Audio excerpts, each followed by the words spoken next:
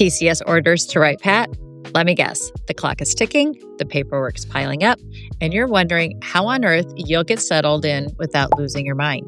I've worked with plenty of families making this exact move, and today I'm breaking down the survival tips that will help you land smoothly in the Dayton area instead of drowning in chaos.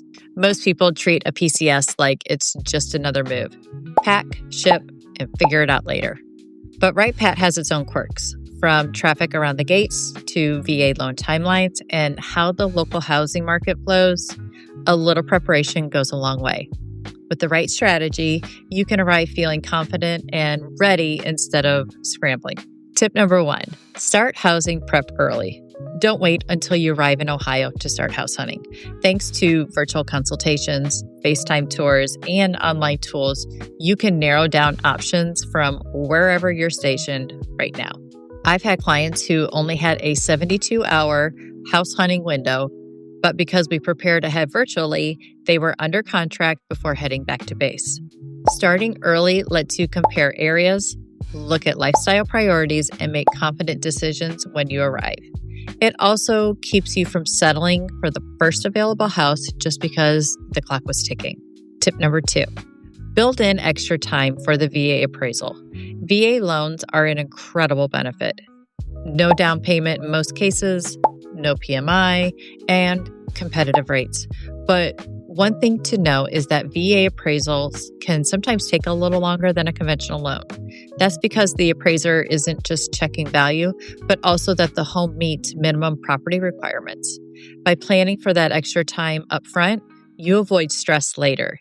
If it finishes faster, great. But if it takes longer, you'll already have a cushion built into your closing timeline. Tip number 3, map those commute times at peak hours. Traffic here can look totally different at 7 a.m. than it does at noon. Before you get attached to a property, plug in the address into Google Maps during the times you'd actually be commuting. A drive time that looks like 15 minutes in the middle of the day could easily double during shift changes. This one step saves you from daily surprises and helps you choose a home that matches the lifestyle you want, not just what looks good on paper. Number 4, keep your documents organized. A PCS move comes with more paperwork than you think. Orders, financial documents, medical and school records, inspection reports, mortgage paperwork. Create a binder for hard copies and a digital folder for backups. That way, whether you're at the finance office, registering the kids for school, or finalizing your loan, you've got everything ready to go. It might not sound that exciting, but this simple organization hack prevents 90% of last-minute headaches. Tip number 5, use digital tools. The good news is almost everything can be handled remotely now. E-signatures for contracts, FaceTime for inspections, even virtual closings in some cases. I've had clients overseas who still kept their move on track because we leaned into these tools. It keeps the momentum going, so you're not stuck waiting until you're physically here to take the next step. Tip number 6, connect with resources early. Don't wait until you arrive to plug into resources. Wright-Patt offers newcomer orientations and relocation programs that answer a lot of questions up front. Online community groups are also full of practical tips, from where to find reliable childcare to how to navigate local services.